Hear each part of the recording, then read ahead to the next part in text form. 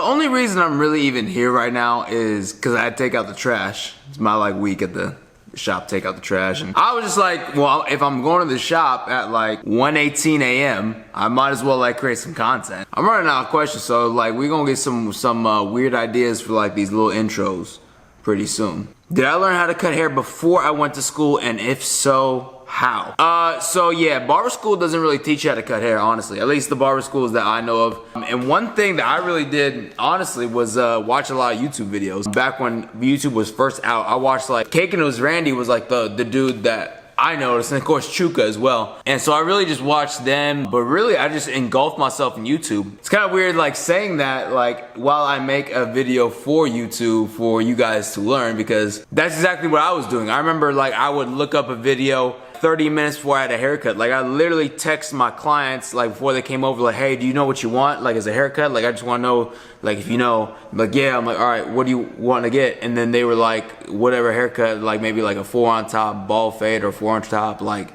mid taper. And I'm like, all right, cool. And then I would like literally go on YouTube and search that haircut just so I knew, because I didn't know what that type of haircut was. I didn't know the terminology, and I would literally search up that haircut right before they came over. But I would literally like study like I would for a test, like just cram that shit all in like right before the last minute. And then when I got to cutting their hair, it just tried to remember as much as I could. Just did that repeatedly over and over until like I got some type of skill. But hopefully none of y'all like got a haircut 30 minutes from now, because this is kind of like wasting time.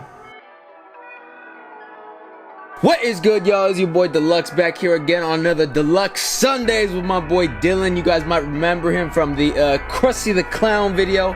This time around, he's actually gonna cut the top. So to start off with, I don't want to waste any time. So to start off with, I actually messed up in this video. I was taking like an Instagram video on my phone, and I actually didn't get any footage on my camera. So I'm gonna just use all the footage that I got in the Instagram video. To start off with, it's a little shaky, I know, but to start off with, I start off with like a 5 and try to go with the grain as much as possible. I'm gonna take it all the way down to a 2 later on, and I knew that as well, so I want to start off with the bigger guard just so I don't cut anything down too short. So to start off, I'm really just trying to go over, get as much all evened out first, and kind of training it to going that way. Look at all that hair, just that's crazy, bro. I couldn't believe. Hey, you know, by the way, he didn't tell me, he was like, when he came in, he didn't tell me he was gonna cut it off until he like sat down in my chair. I was like, all right, he's gonna do tapers. He's like, no, I'm cutting it off. And I was like, what? You didn't like let me know? I needed to like know before I do this YouTube video. Luckily I had enough juice in my camera to capture this. So after we take it down a couple times, I'm gonna go ahead and break out my brush, start trying to train the hair to start laying down. As you can see, that cowlick area is just a little like going in a different direction, so I gotta be able to, I don't want to cut that too short, so I really wanted to spend a lot of time brushing that, training that hair to lay down in its natural direction that it wants to go. Try not to fight against the hair and what the hair wants to grow in, or what direction the hair wants to grow in. And then after that, I'm gonna slowly start taking it down. So I believe this was a 3 open, this might have been the 2 open, I don't remember which one it was, but I do work my way down. I don't go all the way to the 2 right away. I'm just gonna start brushing and combing the hair down and going with the grain. But really, just this whole process is just trying to train the hair to lay down. After it's been in curls for so long, it wants to naturally stand up. So you know, it's gonna take time. And I do a technique later on in the video with a hot towel, placing a hot towel on his head to kind of relax the hair and let it just kind of lay down a little bit easier. But his way, let me be honest, his ways weren't dipping. He's gonna get him though. All right, he's gonna get him dipping. I know he's brushing. And he's gonna like I think I'm gonna do a next video. I know I told y'all one time my boy Terrence was gonna get the waves. That failed because he actually next haircut is like, oh, you know what? I'm gonna just grow it out. That's how Terrence talks. He kind of talks with that little raspy ass voice. But we're gonna try and get a wave update next time he comes in, because Terrence, you failed me, bro. You know, I promised Instagram I was gonna get a video on you. You failed me. With this spray I'm spraying on him now is just a dry shampoo, just to kind of take out any of the oils or built up oils. I didn't really know I needed it done next to me. He told me, he always tells me to use a dry shampoo when I'm taking somebody's hair down from like a big curly top to wavelength. So that's really just, I don't really know what it does, honestly. I think he told me it kind of takes away some of the built up oils in the hair, and which allows like some of the hairs to pop up or something. Like, I don't know. I just know it works and it helps. So always use a dry shampoo. That's what I know, bro. It gets you the result that I want. I just don't know the perfect form of why. And then I'm gonna go ahead and start on that taper right there. So for his tapers, I didn't want to take his tapers up too high because he is gonna try and get waves.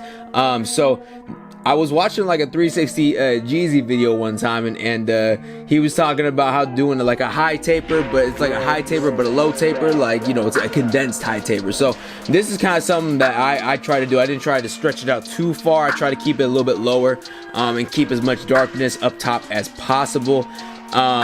So I'm really just gonna, everything is gonna be a little bit more condensed. So maybe instead of going about a 3/4 of an inch up, I go about 1/4 of an inch up with that first guideline, going from close halfway to open on the lever. And then after that, I just start going with my biggest guard. You did see me take it down, just again going over it with the grain. And then I believe that is a 4 guard. I start with the longest guard because I don't want to take off too much bulk. I don't want to go too short too quickly in there. And I'm just working my way gradually down. Then I go to a 3, open to close, 2, open to close, 1.5, open to close. Still going with the grain sometimes when I see some hair start popping up. And I literally just work my way all the way down, kind of getting shorter and shorter strokes. And that first go through, it's not gonna look perfect. You're gonna see a little bit more darker spots. And when I go with the 1 guard, same thing. But when you see me go to the 0 guard, I'm gonna start kind of working my way back up. And after I go through the 0 guard, I am gonna go through that whole little fade again to clean everything up, to make sure all the dark spots are taken out. Because, you know, that first time through, not everything's gonna be perfectly faded. You are gonna have darker spots, and you know that's with anything with fading. So, and what I do a lot when I'm cleaning up, especially with something that has such a short transition, is I do use the corner technique a lot. Unfortunately, with the wall guards, you know, they got that little bulkier tip. So now I've kind of transitioned. When I do clean up and I want to go picking action, I will go to my Andis Fade Masters. I didn't do it here, but I have transitioned to my Andis Fade Masters back again just for the cleanup, just because those things just get in there real sharp. I have more precise angles I can hit it at. And then after that, just go and hit the lineup. Those are my Babyliss, those rose gold trimmers. I don't know, I always get questions asked on those trimmers. You know, people always ask me like, yo, Dlucs, do you like them? What do you think about them? And previously, you know, when I first got them, I gave them terrible reviews. I was like, look, bro, these are good trimmers to take down bulk, maybe to get out some lines, but other than that, I don't personally like them. Over time, after I zero gapped them properly, modified them, and really got used to the way they feel, I'm gonna be real with y'all, those are my main trimmers right now. Like, I will use them for everything and anything. I think probably the only thing I don't use them on is just like that little stubble. You know, when you do like a lower mid taper on the sideburns, you got like that nice little C cup right there. When it gets like that stubble, that is what I'll use the Andis T outliners for, because those ones I just don't feel comfortable enough for them really hitting those stubble hairs. But overall, like, those still blow me away.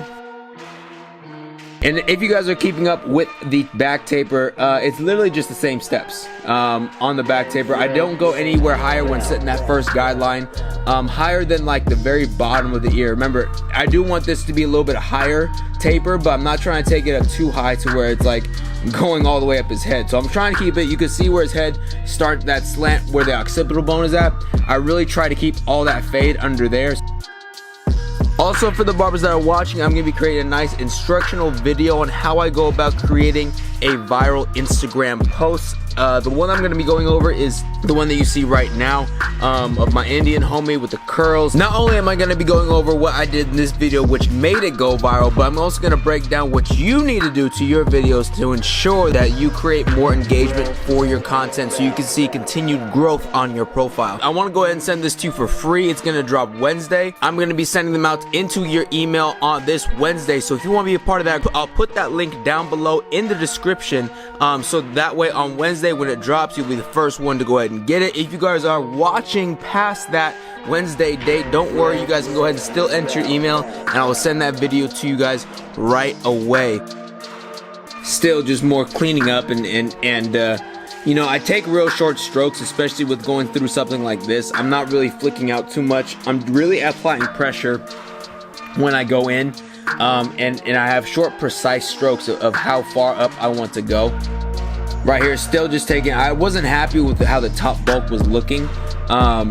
So this is more just like still refining the fade. I take a step back sometimes. If the fade, you know, like if you get up too close, sometimes you're all the way up close, focus on like little areas of the fade, you know, you can miss a lot of detail just by stepping back. And sometimes, you know, I'll just step back and I'll be like, oh nope, that looks like too heavy of a weight line, let me go in there and kind of soften out that weight line. For some reason, I don't know why our eyes do that. I mean, I'm not an eye expert, but if I was, I probably know the answer for y'all. But always just take a step back if you work. Make sure all your fades are complementing the client's head, and then same thing on the other side of the head. Just go through the same steps, working through, lining up, making sure his lines are all nice and natural.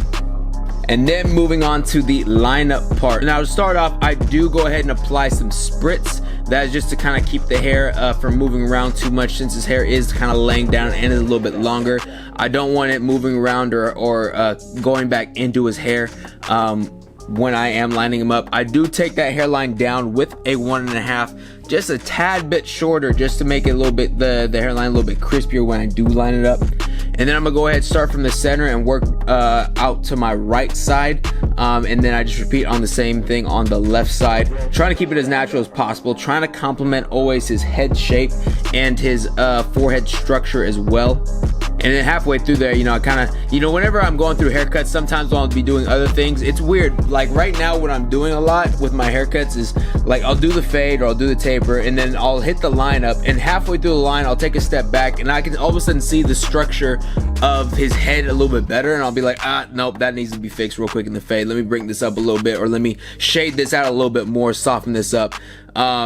And I just feel, I feel completely comfortable and confident doing that. You know, sometimes when you get a better view of the whole head with it lined up and you see the lines in there, you just see, all right, nope, that fade needs to be brought up a little bit higher, and that's completely all right. So now onto that hot towel technique. This is a hot towel I just applied to his head with a little head massager. It feels great for anybody who has ever gotten a head massage with one of these hand massagers. For anybody interested, it is an Oster hand massager. You can go ahead and get that on Amazon, I believe, for 70 bucks. I leave that hot towel on for about 2 minutes or so, just to kind of relax the hair and get it to lay down. And of course, we making buckets out here. We go Kobe style, you feel me? And then brush it out one more time to make sure the hair is laying down the direction that I want it to.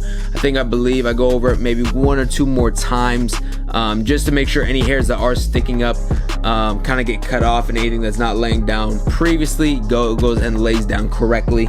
When you're doing these cuts, you know, you might feel like you're doing too much or you're going over the head too much, but really it's those details and the attention to the detail of consistently going over and over and over and over and over again to make sure that hair is laying down properly and taken down to the right measurement as well.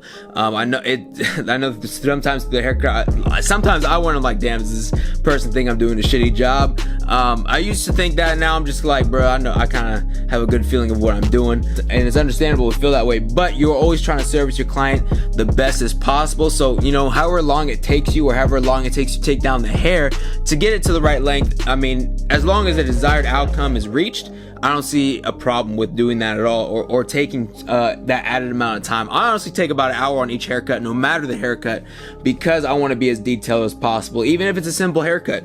I think the simpler the haircut, the more detail that I like to put into it, you know, and try to really make it pop and really make my haircut stand out a little bit more, just from going that extra mile. Make sure every hair is laying in place.